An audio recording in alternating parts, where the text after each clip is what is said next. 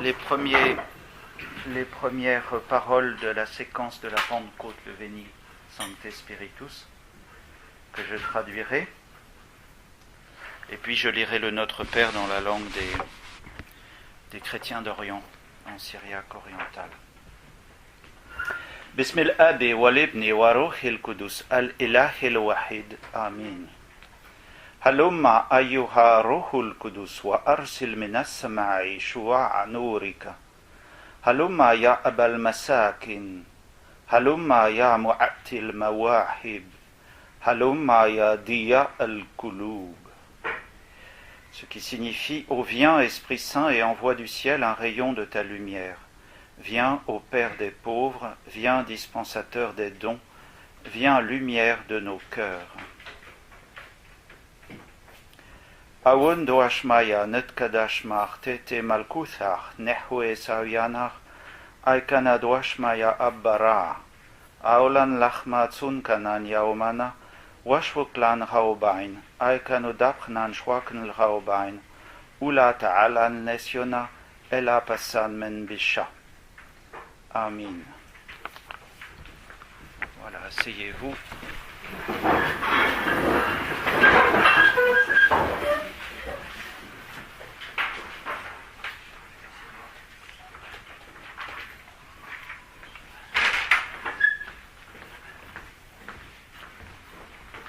Vous entendrez peut-être d'autres versions du Notre Père en araméen. Le problème qu'il y a souvent, c'est qu'il est arabisé et prononcé avec des sons arabes, ce qui là n'est pas le cas. Mais même les chrétiens eux-mêmes, comme ils sont très arabisés, souvent c'est inévitable, quoi. Alors, est-ce qu'il y a beaucoup de personnes qui ont manqué les 2 premières conférences? Voilà, donc je vais résumer rapidement ce que j'ai dit jusque-là. Ça sera peut-être un peu abscon, mais l'expérience prouve que c'est jamais inutile de se répéter, de toute façon.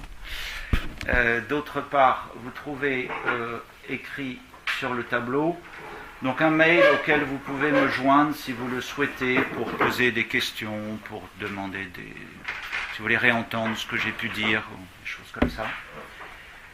Et puis d'autres mots dont je parlerai tout à l'heure. Alors, donc le sujet que je présentais est Messie chrétien, Messie coranique, de la colère à la destruction. À l'entrée violence dans le dictionnaire du Petit Robert, on dit abus de la force, contrainte, brutalité, maltraitance, colère, fureur, ardeur, virulence. Donc ces violences peuvent-elles s'appliquer au Messie chrétien et au Messie coranique? Vous entendez bien qu'il ne s'agit pas du tout, ce serait un anachronisme, de violence morale ou de choses de ce genre-là. Il faut être très prudent quand on étudie ces choses-là, de ne pas reporter sur une époque vieille de 15 siècles ou de 2000 ans, selon qu'on parle de l'islam ou du christianisme, des concepts qui sont nés au XXe siècle. Il faut être très prudent là-dessus. Donc voilà, autour du 7e siècle apparaît un nom nouveau dans un livre nouveau. Le livre, c'est le Coran, et le nom, c'est Aïssa, que j'ai écrit ici en transcription. Aïssa. C'est un terme coranique, alors que le terme chrétien, donc ça c'est ça. Ça se lit comme ça. Et ça se lit comme ça. Je suppose si on met 2 S. Yassoua, Aïssa. Donc Yassoua, c'est le terme chrétien employé par les chrétiens pour dire Jésus. Aïssa, c'est un terme qu'on trouve dans le Coran et qui a été assimilé d'une façon très mystérieuse et dont on n'a pas encore la solution aujourd'hui au Jésus chrétien. C'est insoutenable du point de vue philologique, c'est insoutenable à beaucoup de points de vue, mais c'est un fait. Donc voilà, donc la question c'est que ces deux personnages sont considérés d'une manière particulière comme Messie. Alors j'ai étudié d'abord qu'est-ce que c'était que le Messie chrétien, quelles étaient les caractéristiques du Messie chrétien, qui est donc sauveur, et sauveur parce qu'il y a un péché irrémissible à l'origine, qui est le péché originel. Donc j'ai revu rapidement la notion sur l'annonciation, le fait de l'incarnation, c'est un homme et c'est un Dieu, 100% homme, 100% Dieu, qui vient sauver l'humanité d'un péché irrémissible, qui est le péché originel. Le problème, c'est qu'en islam, il n'y a pas de péché originel. Donc le Messie du Coran, que j'appelle donc Messie coranique, ne vient déjà pas sauver l'humanité. C'est déjà un premier point qui est important. Alors, ensuite, il s'agit donc dans cette étude de voir quelle est la pratique violente s'il y a lieu de ces deux personnages. Donc j'ai étudié les passages où dans l'Évangile on trouvait quelque chose qui se rapporte à de la violence dans l'Évangile. Donc il s'agissait évidemment des chasseurs vendus du temple et du figuier desséché. Ce sont les deux seuls passages que l'on rencontre dans les Évangiles. J'ai essayé de regarder du point de vue scripturaire ce qu'on pouvait dire, c'est-à-dire du point de vue des Écritures. À partir des textes mêmes, il est impossible de dire que Jésus ait utilisé un fouet sur le dos d'aucun être humain. Du point de vue de l'Écriture, c'est insoutenable. Par contre, il est tout à fait soutenable que Jésus a fait crever un figuier. Bien. Ce qui, entre guillemets, n'est pas très vert. C'est encore un anachronisme, du reste. Voilà, et qui veut montrer simplement la suprématie de Dieu sur sa création. Bien. À partir de ces... Ensuite, j'ai essayé d'examiner ce que les pères de l'Église en disaient, ce que la tradition chrétienne a pu en dire. Donc pour tous les pères de l'Église, à peu près, c'est assez curieux. Pour eux, la question ne se pose même pas de savoir si les vendeurs chassés du temple ont ou non subi le fouet tenu par le Christ. Pour eux, c'est une évidence, parce que ça signifie simplement, c'est quelque chose d'allégorique. Ça signifie que Jésus vient accomplir quelque chose. Donc, pour les pères de l'Église, ils ne se soucient apparemment pas tellement de savoir si c'est réellement ce qui est écrit ou pas, mais pour eux, c'est immédiatement allégorique. Ça signifie que le Christ vient accomplir quelque chose. Alors ça a l'air peut-être un peu anodin, mais c'est important parce que, on va le voir, le Messie coranique ne vient à rien accomplir qui a été annoncé antérieurement. Donc voilà, donc la conclusion sur cette première partie, c'était ce que j'avais appelé une violence salutaire. Donc je vous lis juste cette conclusion qui permet de résumer bien l'affaire. Le point de départ de cette recherche était l'analyse d'un épisode de la vie du Messie chrétien, Jésus, dans lequel une certaine violence a été exercée par celui-ci. L'interprétation autorisée qui en a été donnée a montré très rapidement un aspect allégorique à sa mission messianique. Dès lors, la violence a pu se faire voir sous la forme d'une certaine nécessité, parce que Jésus accomplit quelque chose. Celle-ci a été mise en rapport avec le besoin d'un signe explicitant sa mission. On peut donc affirmer que l'importance du signe a en quelque sorte légitimé l'usage d'une certaine violence dont le périmètre s'avère très étroit, puisque la seule violence qu'on pourrait attribuer au Christ est d'avoir chassé sévèrement quelques hommes et quelques animaux et d'avoir fait crever un arbre. Comme on le voit, la notion de violence est ici reçue dans une acception très large, d'autant que les deux actes en question n'ont été posés qu'à une seule occasion pour donner un témoignage significatif à un moment donné de la vie du Messie. Ce témoignage s'est d'abord porté sur la mission d'un Dieu fait homme, envoyé pour sauver l'humanité tout entière, qui est le sens du nom Yeshua en hébreu. Yasha, ça veut dire sauver en hébreu. Ce témoignage, donc voilà. Puis ce témoignage s'est élargi à une révélation sur Dieu lui-même comme un être absolument étranger à toute forme de violence ou de vengeance. Ça, c'est capital. Dès lors s'est dessiné le profil d'une personne divine dont le comportement est celui de Dieu, mais dont la nature humaine, assumée par cette personne, se plie volontairement aux exigences de sa mission. Cette mission rédemptrice, il y a donc un salut, qui apporte donc le salut éternel à l'humanité, a finalement permis de manifester aux hommes une sorte d'exigence divine concernant la violence et son usage par les hommes. Cette exigence est une ferme opposition à l'usage de la violence, rendue absolument illégitime par Dieu, et qu'on ne saurait dès lors pouvoir attribuer au Dieu chrétien, parfaitement juste et bon dans sa toute-puissance éternelle. On assiste au contraire à une soumission divine dans la personne du Messie chrétien. À la violence perpétrée par des hommes que manifeste la volonté absolue du Messie chrétien d'obéir à la volonté de son Père, qui est d'obtenir pour tous le salut. Donc finalement, on peut dire que le Messie chrétien subit lui-même une violence salutaire pour les autres. Paradoxalement, la colère de ce Messie visait mystérieusement tout ce qui s'opposait à l'accomplissement de sa mission salvatrice par une passion d'une violence inouïe. Alors ensuite, j'ai évoqué la question du Messie coranique. Qui est-il ? Donc, il est employé dans le Coran le terme al-Masih, qui se traduit Messie. D'après l'encyclopédie de l'islam, d'un niveau universitaire au minimum, ce terme a été emprunté par Mohammed aux chrétiens.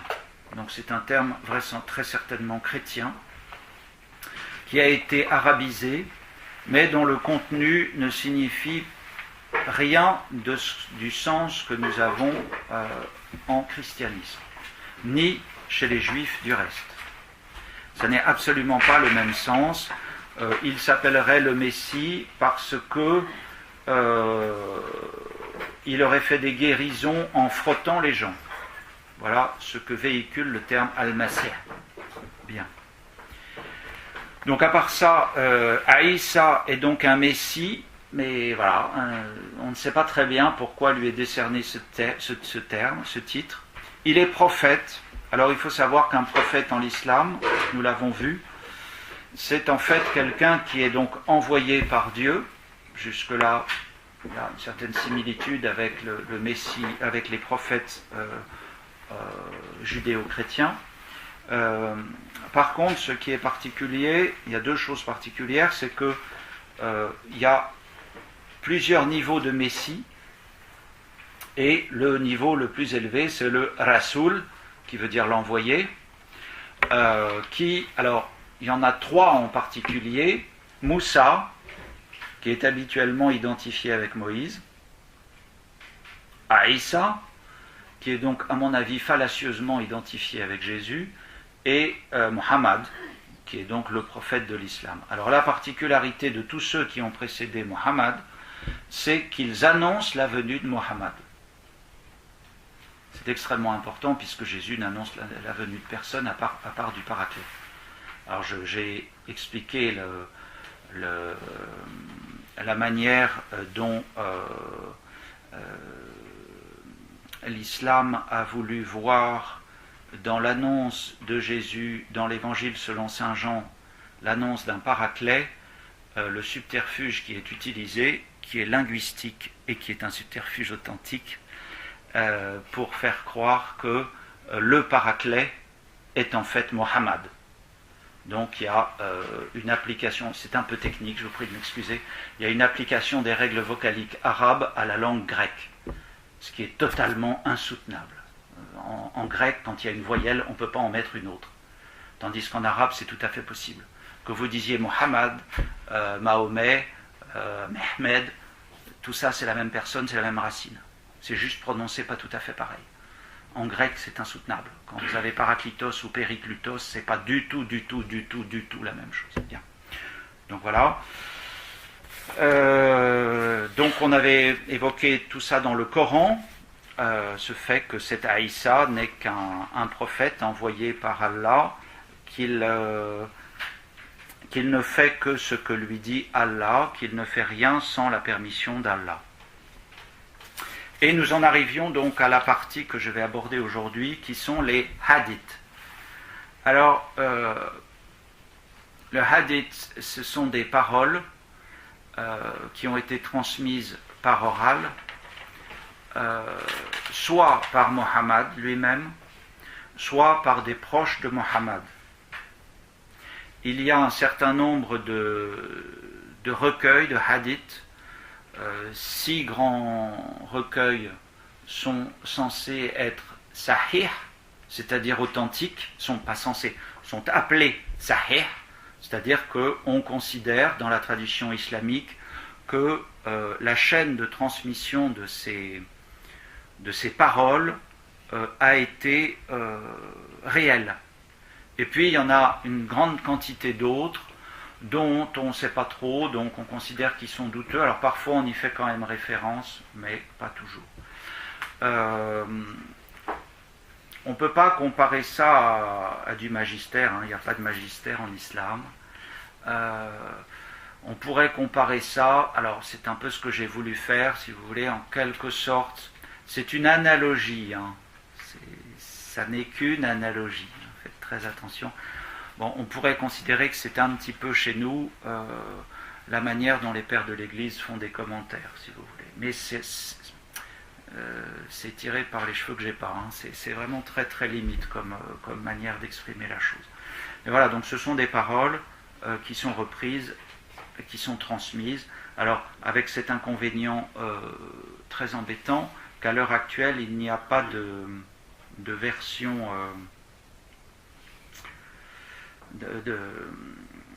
d'études critiques sur les hadiths. Ça veut dire que quand vous citez un hadith, vous devez citer le livre, l'auteur, l'année, l'éditeur.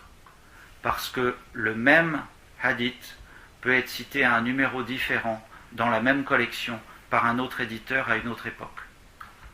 Donc c'est très très très délicat. Il n'y a pas eu d'études critiques faites à ce jour. C'est bien que sur Internet, par exemple, quand vous trouvez des références, eh bien, on vous dit dans le hadith Al-Bukhari. Ouais, de quelle année, de quelle époque, il sort d'où? C'est la traduction de qui? C'est très difficile. Surtout quand vous avez à aller chercher dans une version que vous avez vous-même, vous vous dites, mais non, c'est pas le bon. Ça peut être le bon, mais on n'a pas précisé exactement dans quelle édition, à quelle époque, à quelle année. Donc voilà, ça c'est une des difficultés. Il n'y a pas eu d'études critiques faites dessus. Bien, donc j'entre dans le sujet cette fois-ci. En théorie, écrit le professeur Marie-Thérèse Urvois dans le dictionnaire du Coran, on distingue bien ce qui est le Coran, c'est-à-dire la parole d'Allah, transmise telle qu'elle par le prophète, Mohammed, qui n'intervient que comme porte-voix. Donc Mohammed est censé répéter ce qu'il a entendu, n'est pas l'auteur du Coran.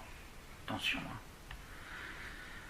Et on distingue ce Coran du hadith, donc A-D-I-T-H, je l'ai écrit là, qui est une parole exemplaire, mais relevant du prophète lui-même. Attendez que j'aille jusqu'au bout. En fait, la sélection entre ce qui est du Coran et ce qui est du hadith ne se fait que progressivement, selon un critère seulement formel.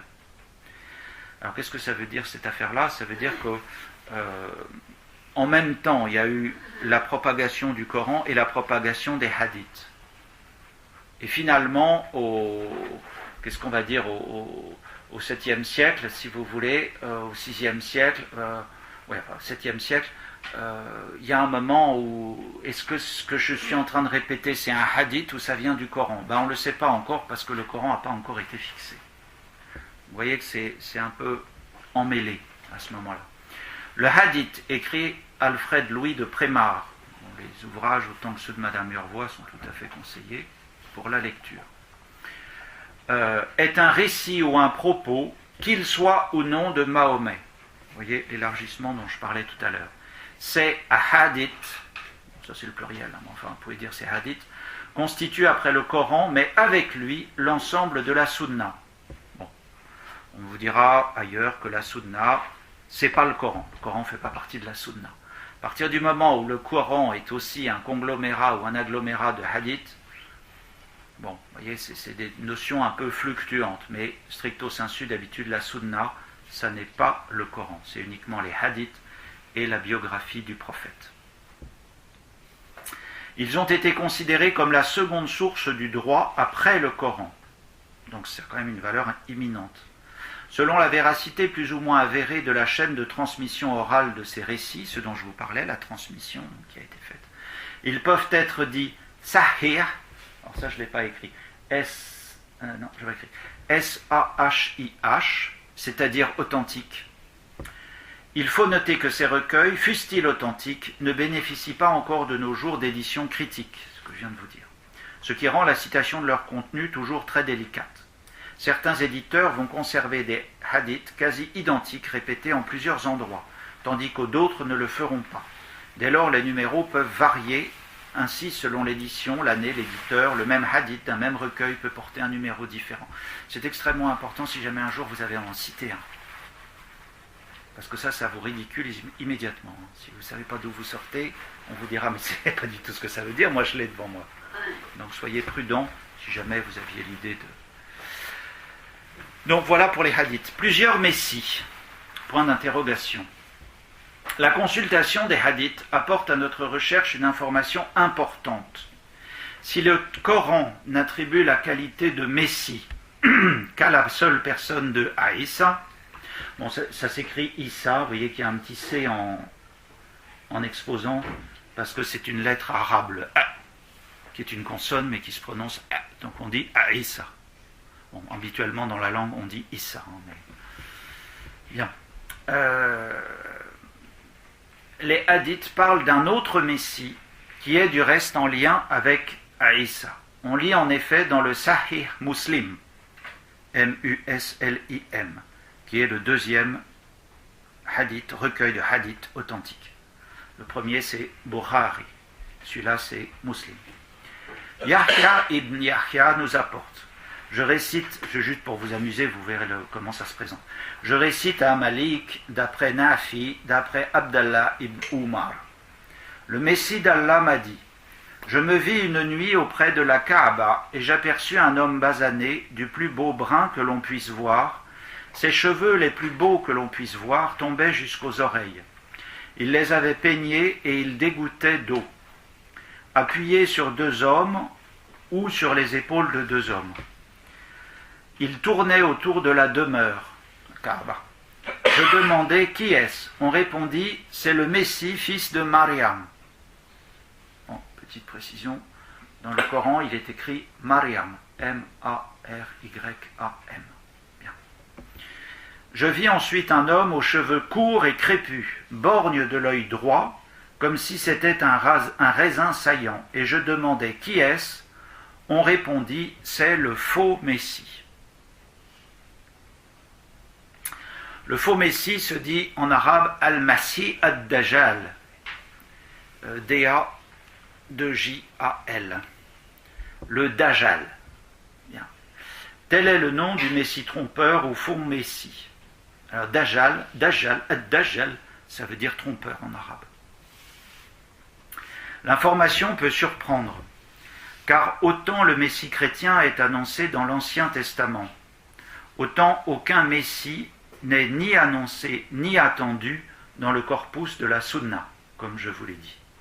Ni un vrai ni un faux.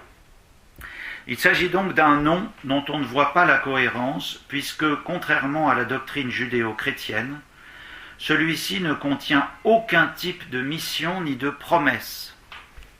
Ce sont des choses que j'ai évoquées dans la conférence précédente.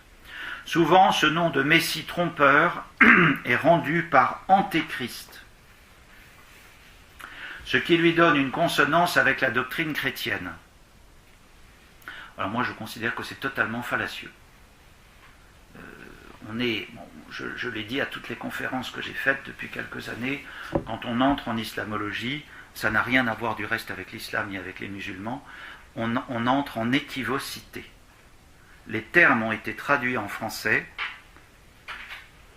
alors qu'en français ils véhiculent quelque chose qui n'a rien à voir. Peut-on appeler du même nom quelque chose qui est totalement différent? Ça me paraît assez délicat. Le Nouveau Testament parle à plusieurs reprises d'un ou plusieurs antéchrists, qui viendraient avant le retour du Messie Jésus-Christ. Mais ici, l'expression Messie trompeur ne porte pas en soi l'idée d'une adversité par rapport au Messie coranique. On note tout au plus une antériorité. Il s'agit plutôt d'une imitation que d'une similitude. Quoi qu'il en soit, le Dajjal apparaît particulièrement lié au Messie coranique d'après les hadiths. Il faut maintenant rappeler ce que le Coran nous apprend au sujet de Isa al-Masih. Aux sourates 3 et 4, on lit ceci. Rappelle-toi quand Allah dit « Ô Isa, certes, je vais mettre fin à ta vie terrestre, t'élever vers moi. » Donc ça, pour ceux que ça intéresse, c'est la sourate 3, verset 55. Je répète, pour ceux qui ne le savent pas, je prends mes citations dans une traduction du Coran de Hamidullah, Mohammed Hamidullah, qui est la traduction halal, si vous voulez, Médine, donc celle qui est publiée à Médine en français. Elle contient un certain nombre d'erreurs dans la traduction, puisque vous trouverez les termes de Jésus, de Messie, de Marie, qui sont impropres, mais c'est quand même le plus proche. Si vous avez besoin de lire un texte en français, c'est ce qui est le plus proche de la version arabe. Ne prenez pas n'importe quoi, il y a des versions du Coran qui sont altérées en français. On ne nous met pas tout, pas forcément de façon malsaine, volontaire, mais c'est un fait, vous n'avez pas la totalité. Et voici la deuxième citation. Nous avons vraiment tué le Christ à Isa, fils de Mariam, le messager d'Allah. Or, ils ne l'ont ni tué ni crucifié, mais ce n'était qu'un faux semblant. Ils ne l'ont certainement pas tué, mais Allah l'a élevé vers lui, et Allah est puissant et sage. Alors ça sort de la sourate 4, versets 157-158. Selon la doctrine coranique commune, Isa n'est donc pas mort, mais a été élevé auprès d'Allah. Ibn Kathir donne à ce sujet une explication intéressante.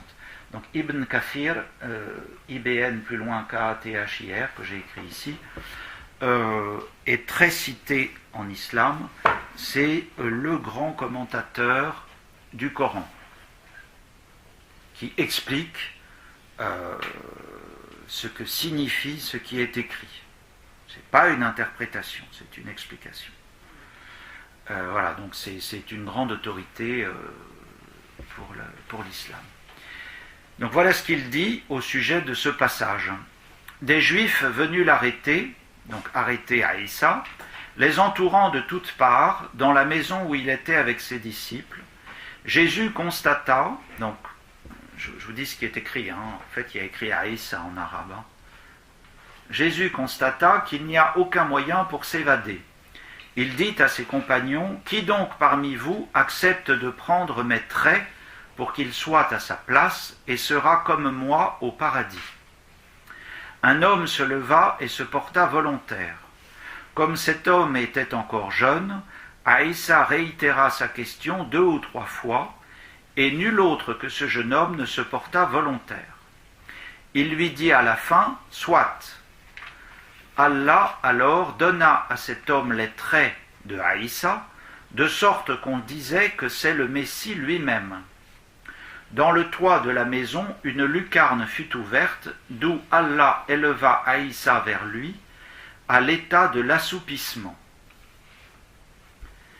Comme il le montre dans ce verset du Coran, là, Allah dit alors à Aïssa, « C'est moi qui mettrai fin à ta mission et te rappellerai à moi. » Aïssa fut alors élevé au ciel et ses compagnons sortirent de la maison.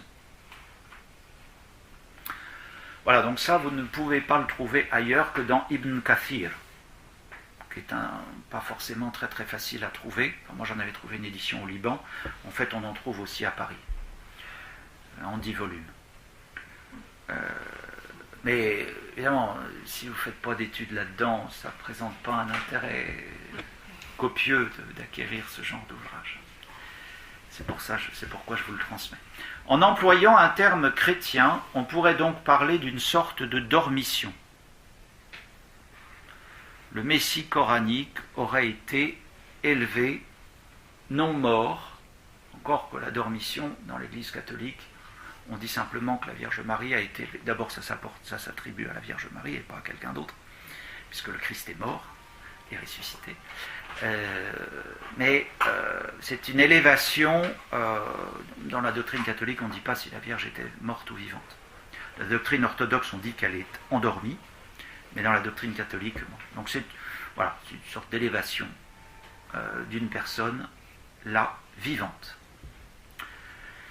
Cependant, d'après le texte coranique, si l'on doit affirmer que son existence a été suspendue, on ne saurait affirmer comment cela s'est produit. Retenons surtout que Aïssa n'est pas mort, et qu'il ne saurait donc faire l'objet d'aucun retour suite à une inexistante résurrection. Le Coran est formel. Quand il revient, il redescend. Le hadith nous apprenne qu'il va reprendre et continuer sa vie terrestre après quelques siècles de suspension. C'est tout ce que nous savons. Donc j'entame la deuxième grande partie de cette deuxième partie sur le Messie coranique, que j'ai intitulée « Un retour fracassant ». Les circonstances de ce retour, la fin des temps et le jour du jugement. Alors ensuite je parle de l'heure et ses 10 signes, les signes de l'heure. Le Coran fait état du futur retour de Aïssa au moment de l'heure, avec un grand H. Il vaudrait mieux parler de redescente, comme vous l'avez entendu, même si le Coran n'emploie pas ce mot. Aïssa reprend sa vie terrestre afin d'être un signe de l'heure. Donc, ce retour d'Aïssa est lui-même un signe de l'heure. Voici ce qu'on lit dans la sourate 43, versets 59 à 61. Aïssa n'était qu'un serviteur que nous avions comblé de bienfaits et que nous avions désigné en exemple aux enfants d'Israël. Ici, ça désigne les Juifs. Si nous voulions, nous ferions de vous des anges qui vous succéderaient sur la terre. Il sera, Aïssa, il sera un signe au sujet de l'heure. N'en doutez point et suivez-moi. Voilà un droit chemin. Or, dans un hadith du Sahih Muslim, dont j'ai déjà parlé, il est fait écho à la question de cette heure, à laquelle est bien liée la redescente de ce Messie. Alors, pour ceux que ça intéresserait, j'ai pas la totalité de la référence là, c'est dans le volume 6, mais il faut encore savoir quelle édition, quelle année, quelle époque. C'est le numéro 7285, 7285, mais si vous n'avez pas la même édition, c'est même pas la peine de chercher à voir si ça pourrait être le même. Le prophète nous aperçut, donc le prophète c'est Mohammed, nous aperçut tandis que nous faisions le rappel entre nous. Il demanda « De quoi parlez-vous » Nous répondîmes, je fais une petite digression, excusez-moi, ça vous montre ce que c'est qu'un hadith, ça, ce que je suis en train de vous dire. C'était à l'époque de la vie de Mohammed. Les gens qui sont autour de lui, qui sont en train de parler en sa présence. Et c'est devenu quelque chose qui a été transmis. De quoi parlez-vous, dit-il. Nous répondîmes, nous évoquons l'heure. Il dit, elle ne viendra pas jusqu'à ce que vous voyiez 10 signes avant elle. Il mentionna la fumée, le faux messie, le fameux Al-Masih ad-Dajjaj, la bête, le lever du soleil par son couchant, donc à l'envers, la descente de Aïssa ibn Maryam, Yajouj et Majouj. Vous savez peut-être que le G et le J se transposent dans les langues, donc vous pouvez reconnaître Magog et voilà. Et trois engloutissements dont un en Orient, un en Occident et un dans la péninsule arabique. Le dernier de ces signes est un feu qui émanera du Yémen et qui chassera les gens vers le lieu de leur rassemblement. Voilà ce que dit le hadith. L'heure en question désigne une période de trouble et de guerre, vous l'aurez compris. Il ne faut pas faire d'amalgame entre cette descente du Messie coranique et le retour glorieux du Messie chrétien, car lui est bien mort et ressuscité et monté aux cieux. important de bien avoir ça à l'esprit. Le Messie coranique n'est toujours pas mort, lui. Or, la recherche qui est menée ici concerne les Messies chrétiens et coraniques durant leur vie terrestre, respectivement. Donc, il n'y a pas d'anomalie à ce que je vous parle maintenant de cette redescente de ce Messie coranique, puisque c'est bien sa vie terrestre unique. Il est prévu ensuite qu'il meure réellement. Et là, il y a une interruption de on ne sait pas combien de siècles, puisqu'il n'est toujours pas redescendu, mais voilà, c'est quand même sa vie réelle. Donc le monde en guerre. La situation de la descente du Messie coranique est décrite dans un livre entier du Sahih Muslim. Ça, vous pourrez le trouver facilement, parce que le livre s'appelle « Le livre des troubles et des signes à la fin des temps ». Quelle que soit l'édition que vous prendrez de Muslim, vous avez cette entrée, puisque c'est un des livres du Sahih. Dans l'édition qui a été consultée pour cette recherche, il s'agit du livre 52e, dans ma version. On y trouve des renvois vers le Sahih d'Al-Bukhari. Pour ceux que ça intéresserait, Bukhari, ça s'écrit B-U-K-H-A-R-I. C'est le premier recueil de hadith, reconnu dans la Sunna. Voici les grandes lignes de ce livre. Les troubles seront annoncés par une brèche dans la digue de Yajouj et Majouj. Si cela reste assez énigmatique, il est précisé que cette brèche est la conséquence d'une perversité dans laquelle les musulmans ont été entraînés. Il est ensuite question d'une armée à la recherche d'un homme de Kouraïch. Alors Kouraïch, c'était la tribu qu'on trouve à la Mecque, qui aura trouvé son refuge dans la demeure, c'est-à-dire la Kaaba. Cette armée sera engloutie dans le désert de Médine. Dans cette période de trouble, celui qui restera assis sera en meilleure posture que celui qui se mettra à courir. Il vaudra mieux rejoindre ses possessions. Ces troubles mettront en opposition deux factions de musulmans qui s'affronteront. Donc, vous voyez que ce retour se prévoit est prévu dans un affrontement de musulmans entre eux. L'arrivée de l'heure sera aussi précédée de l'apparition d'une montagne d'or du fait de l'Euphrate qui se sera retirée. Cette montagne sera cause d'affrontements entre les gens. Puis des armées d'Occident s'installeront autour d'Alep. Elle sera affrontée par une troupe venue de Médine sous la conduite du Mahdi. Le Mahdi, en arabe, ça signifie le bien guidé. Donc il a quelque chose à voir avec le Messie. Je suis désolé, c'est un peu abscon. Mais si je vous avais lu l'original, ça aurait été pire. J'ai essayé de résumer à peu près. C'est quand même intéressant de savoir ce que nos frères musulmans, qui sont fils de Dieu, autant que nous, entre parenthèses, ont été créés à l'image de Dieu, même si ce n'est pas leur avis, pensent dans leur religion. Donc elle sera affrontée par une troupe venue de Médine sous la conduite du Mahdi. L'armée des musulmans emportera la victoire malgré de lourdes pertes et conquérera Constantinople. Les armées romaines, alors là, il faut une petite explication, c'est les Roumis. Les armées romaines, a priori, parce que ce sont les Romains, et les Romains, ça veut dire les Occidentaux. Voilà. Seront mises en déroute. Alors le faux Messie, le Dajjal, se manifestera.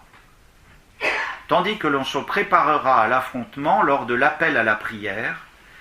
Donc au moment de l'appel à la prière, descendra Aïssa ibn Maryam. Donc voilà, le Messie redescend au milieu de tous ces affrontements et à l'heure de la prière. Lorsque le Dajjal le verra, il fondra comme le sel dans l'eau. C'est textuel en arabe. Et il s'enfuira. Donc voilà le résumé du livre sur le retour du Messie combiné avec un faux Messie et le Mahdi qui conduit une troupe de musulmans. Après ce long développement, nous disposons maintenant d'éléments qui permettent de nous focaliser sur l'attitude du Messie coranique, revenu achever sa vie terrestre. Parce que toute cette digression vise quand même à vous dire s'il y a violence ou pas de la part du Messie coranique. C'est le sujet de mon étude. J'étais obligé de présenter ça pour amener ça, sinon il n'y a pas moyen. Est-elle ou non marquée par la violence et le cas échéant par quel type de violence? Donc j'ai intitulé le passage, ce qui vous donne déjà la réponse à la question, vengeance et destruction. Donc premièrement, le combat contre le Messie trompeur. La rencontre du Messie Aïssa et du Dajjal est l'objet de plusieurs hadiths qui se retrouvent tous de manière plus ou moins identique dans la formulation suivante qui est reprise ici dans le Sahih Muslim.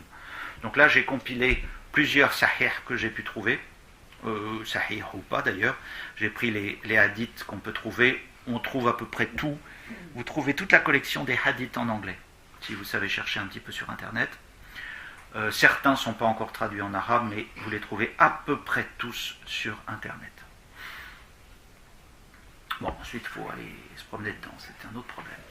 Allah enverra le Messie, fils de Mariam. Il descendra auprès du minaret blanc à l'est de Damas, vêtu de 2 vêtements teints en safran, les mains posées sur les ailes de 2 anges.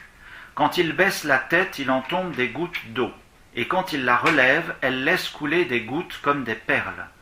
Aucun mécréant ne pourra sentir le parfum de son haleine sans mourir. Or son haleine ira aussi loin que son regard. Il partira à la recherche du faux Messie et le rattrapera à la porte de Lod et le tuera. Comme on le lit, la première mission du Messie coranique, après qu'il ait été rendu à sa vie terrestre, est de partir à la recherche du Dajjal. L'ayant trouvé, il le tue.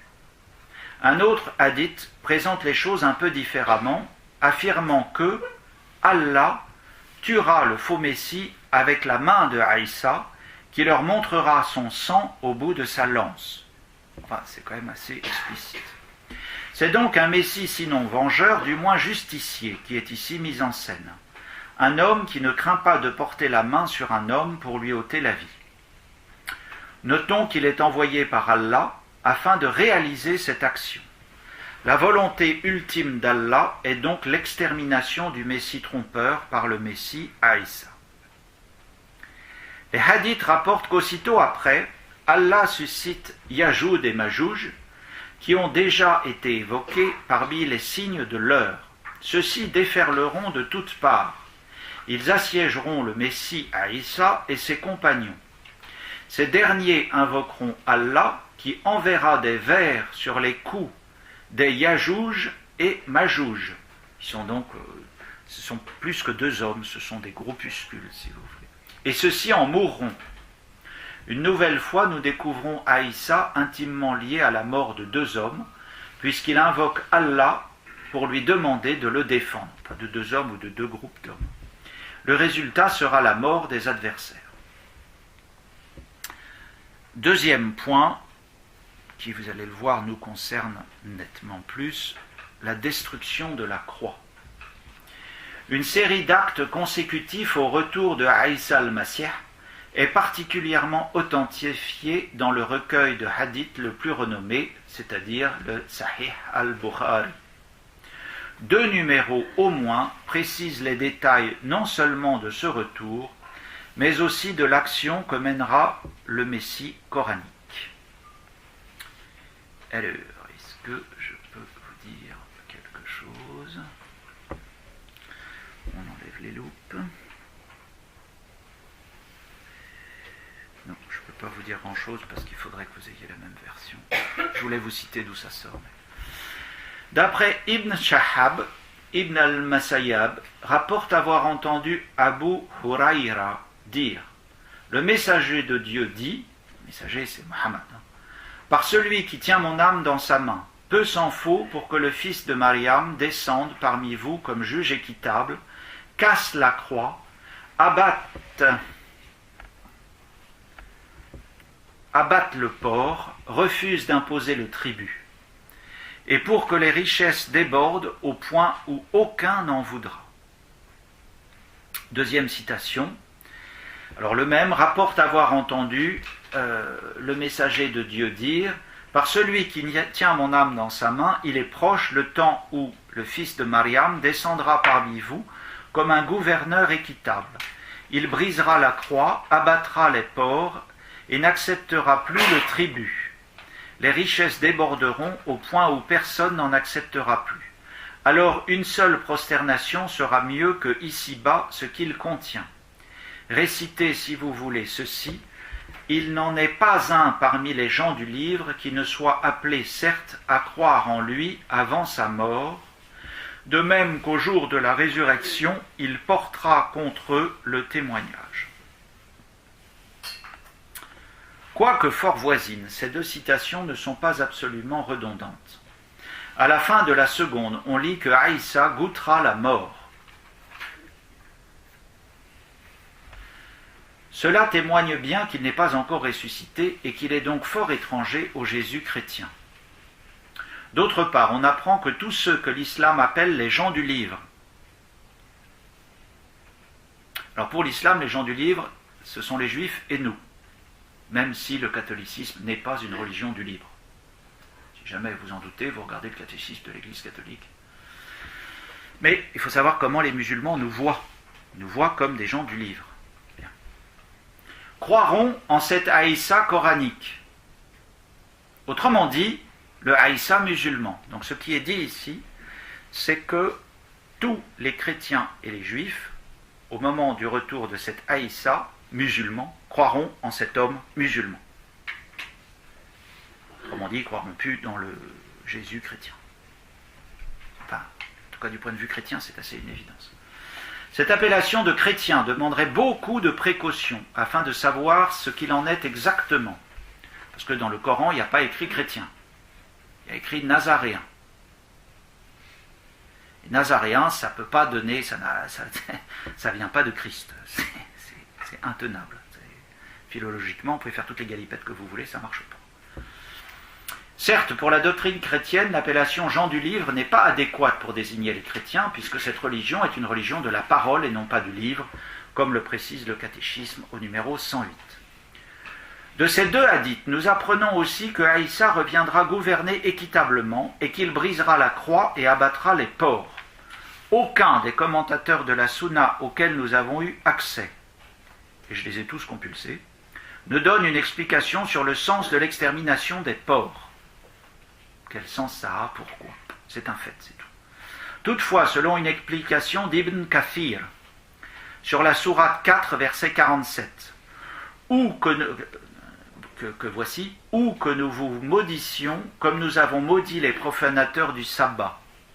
On apprend que les juifs auraient été transformés en porcs. Donc là, c'est très délicat, hein, c'est Ibn Kathir qui dit ça, mais c'est quand même quelqu'un d'authentique en islam et qui est cité. Il s'agit de ceux qui avaient transgressé le sabbat par une certaine ruse en tendant les filets pour recueillir les poissons. Dieu, pour les punir, les avait transformés en singes et en porcs. En vertu de cette explication, faut-il augurer que l'extermination des porcs veut viser en réalité des êtres humains? Point d'interrogation. Je n'ai pas la réponse. Le recueil des hadiths Al-Bukhari, qui est considéré comme particulièrement authentique, pourrait peut-être le laisser penser. J'ai bien dit peut-être. On peut y lire en effet le hadith suivant. Le messager de Dieu a dit « Ne viendra l'heure que lorsque vous combattrez les Juifs, que lorsque la pierre derrière laquelle se cache un Juif dira « Musulman, voici un Juif derrière moi, tue-le ». Ça sort de Bukhari. Oui. Quoi qu'il en soit, on peut au moins relever cet acte de violence à l'encontre de ces animaux qui représente pour l'islam un interdit légal, d'une part. Quant à l'expression « briser la croix », on peut se demander à quoi elle se réfère exactement. Pourquoi ce singulier? Cette croix figure-t-elle une réalité plus ample dont le symbole pourrait être la croix? Il pourrait alors s'agir de l'Église et des chrétiens. Or, selon la doctrine islamique, lors de son retour, Aïssa viendra appliquer le bon droit. Et le bon droit, c'est le droit islamique. On est dans la logique du Coran. Parmi ceux qui n'observent pas la charia, on trouve évidemment les chrétiens. Dans son commentaire de la sourate 3, Ibn Kathir ne donnera pas davantage d'explications. Voilà ce qu'il dit. Et la domination de l'islam sur le Cham, c'est la Syrie actuelle, se poursuivra jusqu'au retour de Aïssa, fils de Mariam, qui appliquera la loi de Mohammed, brisant la croix, tuant le cochon et abolissant la capitation, c'est-à-dire le fait de payer quelque chose. Oui, merci. Ne laissant d'autre choix aux mécréants que d'accepter l'islam ou mourir. Ça paraît assez clair. La dernière phrase de ce petit commentaire renvoie directement à la sourate 4, verset 159, qui affirme que tous les gens du livre auront foi en cet Aïssa coranique. Il n'y aura personne parmi les gens du livre qui n'aura pas foi en lui avant sa mort à lui. Et au jour de la résurrection, il sera témoin contre eux. Ça fait partie des curiosités du Coran, puisque si on a foi en lui, on ne voit pas en quoi il témoignerait contre nous. Enfin